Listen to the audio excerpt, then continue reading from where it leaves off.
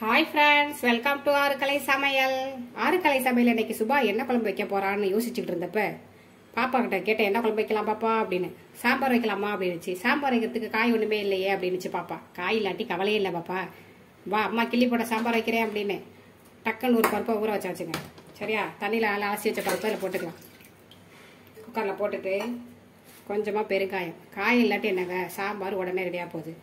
பெருங்காயம் போட்டோன்னே மஞ்சாத்தூள் போட்டுட்டு ஒரு தக்காளி பழத்தை கட் பண்ணி அதில் சேர்த்துக்கலாம். 2 பச்சை மிளகாயை கிள்ளி அதில் சேர்த்துக்கலாம். ஒரு 4-5 பூண்டு பழையும் சேர்த்துக்கலாம்.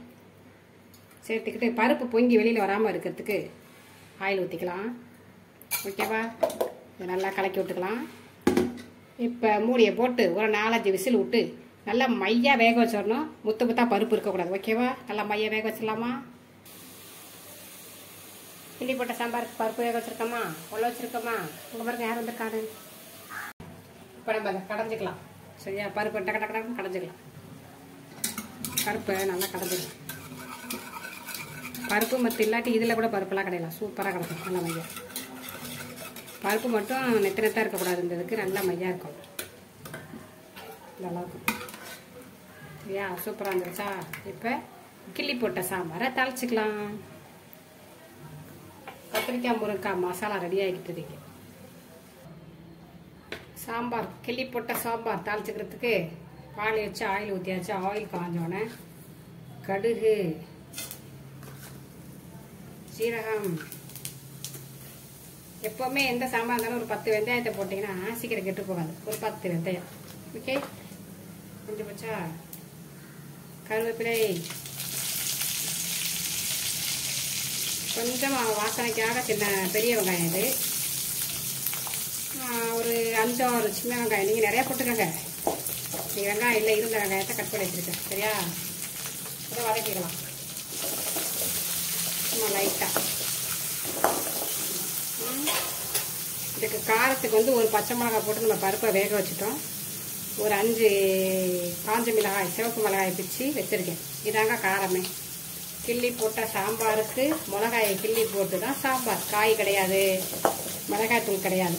ஓகேவா, மற்றபடி எல்லாமே போடணும். இந்த காரத்துக்கு இந்த மிளகா தான். அதனால் நல்லா வதங்கி வரட்டும். வெங்காயம் காஞ்ச மிளகாய் நல்லா வதங்கிருச்சா, குழம்புக்கு தேவையான உப்பை சேர்த்துட்டு பெருங்காயத்தூளையும் சேர்த்துட்டு கொஞ்சமாக தண்ணி சேர்த்துக்கலாம். சரியா,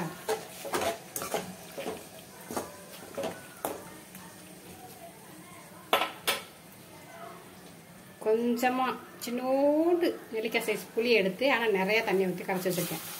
அதை ஊற்றிக்கலாம். அது நல்லா தளத்தளத்தளத்தளன்னா கொதிச்சு புளியோட பச்சை வாசனை போகட்டும். சாதம் வடிச்சாச்சு. புளித்தண்ணி நல்லா கொதிச்சிட்டு இருக்கா.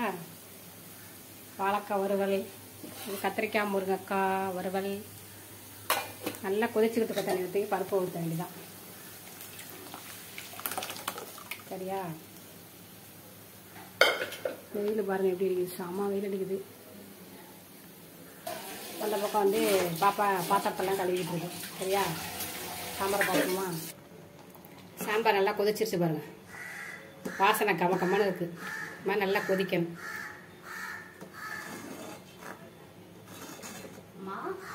என்ன பாப்பா, காயே இல்லையே, ஆனா சாம்பார் வாசனை அடிக்குது. எப்படி காய் எல்லாமே கிள்ளி போட்ட சாம்பார் வச்சுட்டேன் பத்தியா. நீ போயிட்டு வரதுல